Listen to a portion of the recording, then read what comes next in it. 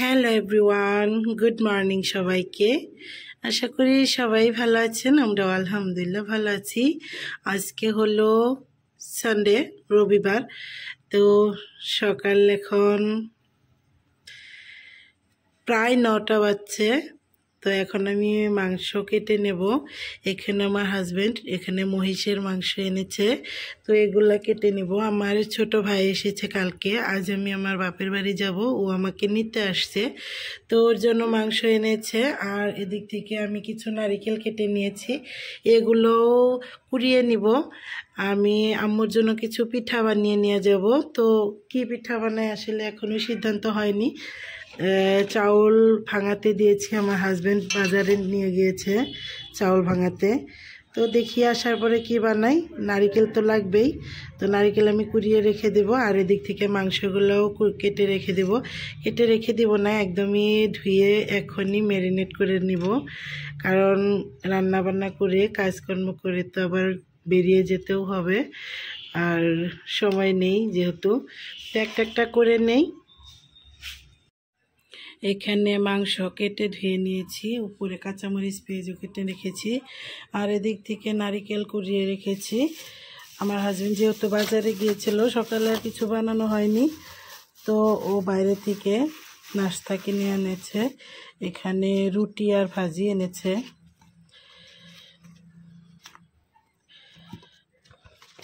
এটা হলো ভাজি, আর এখানে রুটি।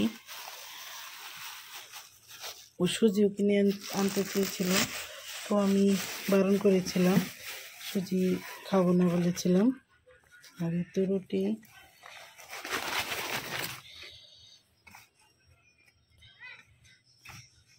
এগুলা দিয়ে আর আমি এখন বাড়িতে চা বানিয়ে নিব। আর রুটি ভাজি, আর আমার বাড়িতেও কিন্তু কিছু ভাজি রয়ে গিয়েছে, এই ভাজিগুলো আমার বাড়িতে রয়ে গিয়েছে। তো এগুলো দিয়ে আর চা বানিয়ে এখন সকালকার নাস্তাটা করে নিব। আমার হাজব্যান্ড কিন্তু গিয়েছিল চাউল ভাঙাতে, তো কারেন্ট নেই, ওই জন্য ও আর চাল ভাঙাতে পারেনি।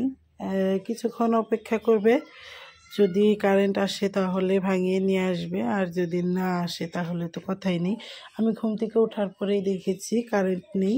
আমি চালগুলো রাতেই ভিজিয়ে রেখেছিলাম ভালো করে ভিজানোর জন্য, তো সকালে উঠে দেখি কারেন্ট নেই। কি আর করার। দেখি এখন আমি একটু চা বানিয়ে নিব।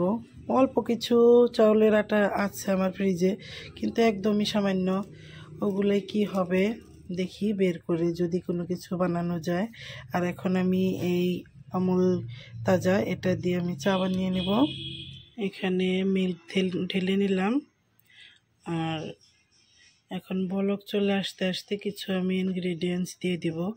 এখান থেকে 1 কাপের মতো আমি মিল্ক তুলে রাখবো আমার বাবার জন্য, নাহলে কিন্তু আবার চা খেতে যাবে। তো এখানে আমুল তাজা কিন্তু এমনিতেও খাওয়া যায়, তো ওই জন্যই একটু একটু গরম হয়ে গিয়েছে, এখনই আমি রেখে দিচ্ছি। এখানে রেখে দিলাম, আর এখানে বাকি থাকা মিল্কের মধ্যে এই তো আদা নিয়ে নিয়েছি, একটু কুচিয়ে দিব আদা। সবটুকু লাগবে না, কারণ চা অল্প, তো আমি আগে একটু আদা কুচিয়ে দিয়ে দেই। আমি এটা দিয়ে আদা কুচিয়ে দিলাম, এইটুকুনি কিন্তু বাকি রইল, তো এটুকু আর দিব না। আর এখন দিয়ে দেবো আমি একটু গরম মশলা। আমি মশলা চা যেভাবে বানাই আমি ওটাই আজকে দেখাবো।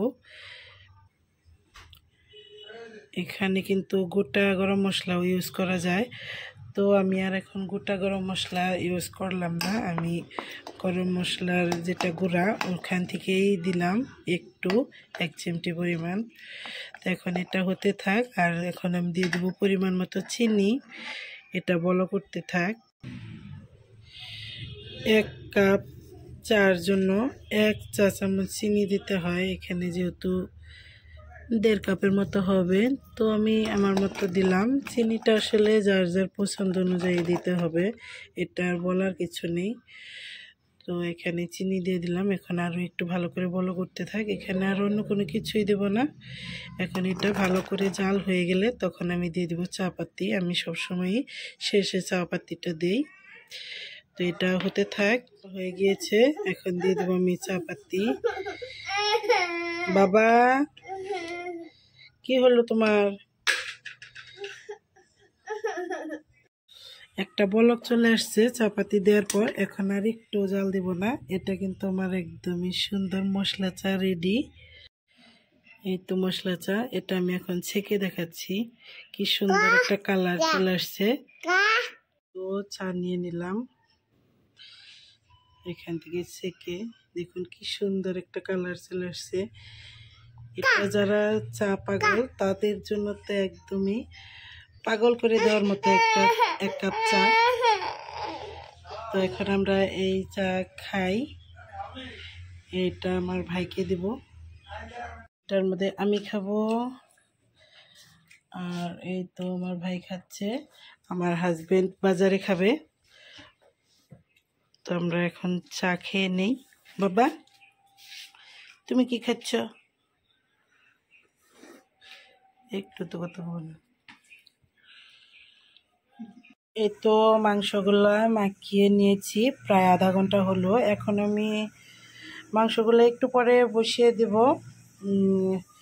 আর এদিক থেকে আমি কিছু ভাপা পিঠা বানাবো। আগের ভিডিওতে দেখিয়েছিলাম যেভাবে বানিয়েছিলাম একদিন, তো ওইভাবে ভাপা পিঠা কিছু বানিয়ে নিয়ে যাব আম্মুর জন্য। আর এখানে পিঠা বানাচ্ছি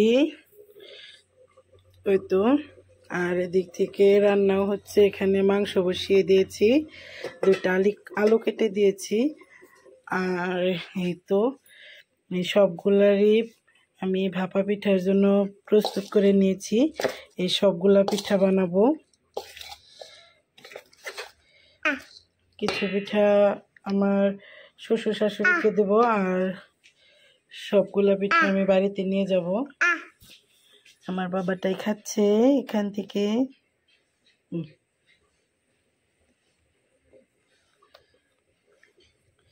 তো আমি এখন বানিয়ে নেই। মাংস হয়ে গিয়েছে,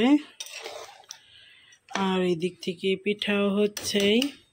অনেকগুলো পিঠা ইতিমধ্যে হয়েও গিয়েছে। এই তো আরও বানানোর আছে কিছু। এখন আমার ছোট ভাইকে খেতে দিব ভাত। এদিক থেকে ভাত আগেই রান্না করেছিলাম।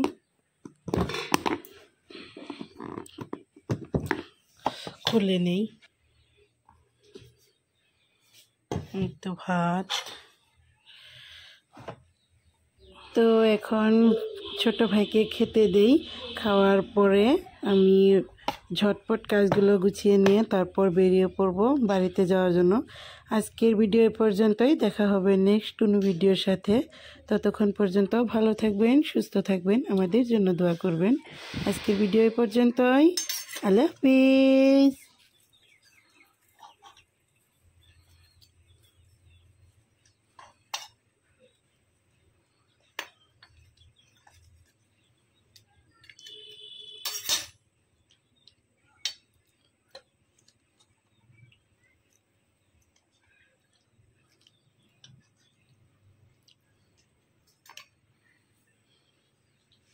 মন আও